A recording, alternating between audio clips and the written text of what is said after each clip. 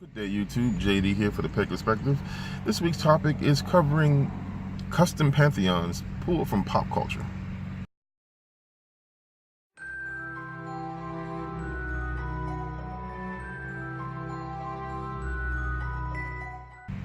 Now, yes, I believe we have talked about this topic, although it was worded differently in the past. I think I did connect in chaos magic, because if I understand it correctly, chaos magicians can kind of choose from different pop culture anyway and use that as a form of deity, so long as they work it a certain way.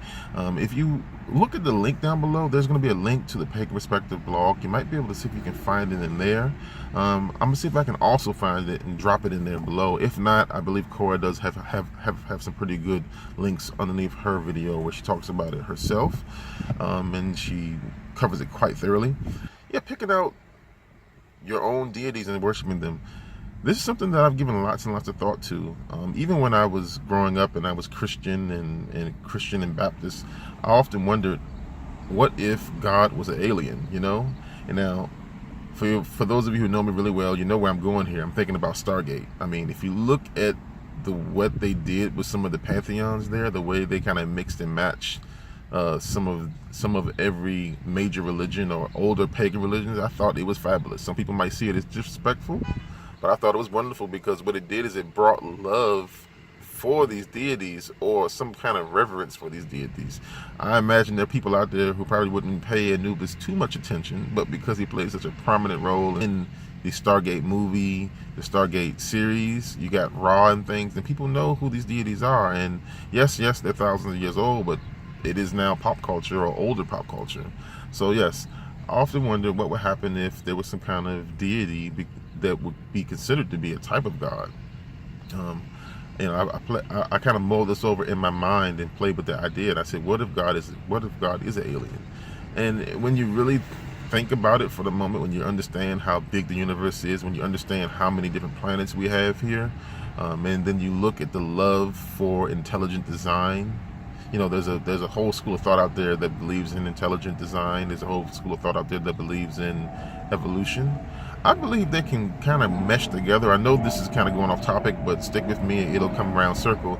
I believe you can take evolution and you can take creationism and put them together, and it could be a God that came from a different universe, a different galaxy, that created all this and allowed it to come about through evolution. Now, picking your own god and goddesses. After mentioning Stargate and all those different flavors of Stargate that we had, because we had several shows, I would say that Naruto is also one that I have given lots of thought to as well, because if you look at Naruto, these people are practicing magic. They're fighting with magic. There's a good side, there's a dark side, there's a gray side. Kids are trained in this magical ninjutsu tradition, fictional, from very, very young, and they rely on this magic to protect their loved ones, to protect their cities. And this is kind of a spoiler alert, if you haven't finished Naruto, you might want to turn off the video, or at least fast forward. Toward the end of Naruto, they break it down, and they actually have their own mythology that they've kind of interwoven toward the end. And it turns out that it's kind of a situation where there is a pure energy that is born, and it creates other people, and it creates magic in that universe of Naruto. And it turns out that energy also had a mom, which was the beginning, which is kind of like the mother. And the mother bore two sons, and it breaks down into this whole big magical thing where there's all these different elements, and these elements allow the magic to be there. So I would say that Naruto and Naruto Shippuden, and the new ones that I haven't seen, which kind of focuses around the son of the main character and that next generation, those are good areas to pull from. If I were to sit here, if I wanted to look for a new pantheon, and I had to choose from pop culture, I would definitely go ahead toward Naruto. And that's towards some of the lighter things. To get into some of the more nitty-gritty, darker gods, I would say that Akasha from the movie or the books of Anne Rice would be a very dark goddess, and as far as I understand, she actually is a goddess.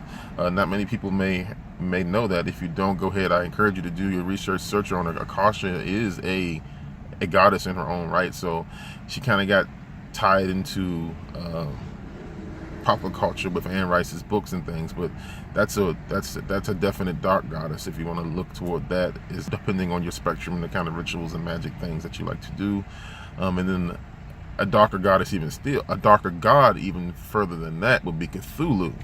And for those of you who know who Cthulhu is, I'm pretty sure you got a shiver down your spine. Everyone who's a big fan of H.P. Lovecraft's books, they've been looking for a Cthulhu movie, a Cthulhu representation, and somehow there's even a game for Cthulhu that has finally kind of popped up now.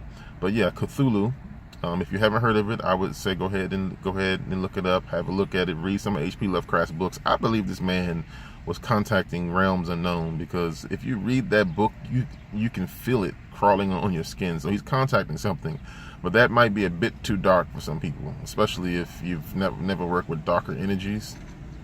I would even try meditating with Cthulhu. Who knows what'll pop up in your dreams, or if you're sensitive, who knows what you will see. But yeah, that about does it. I look forward to seeing you all right back here on the Pagan Perspective. Thank you so much, and blessed be.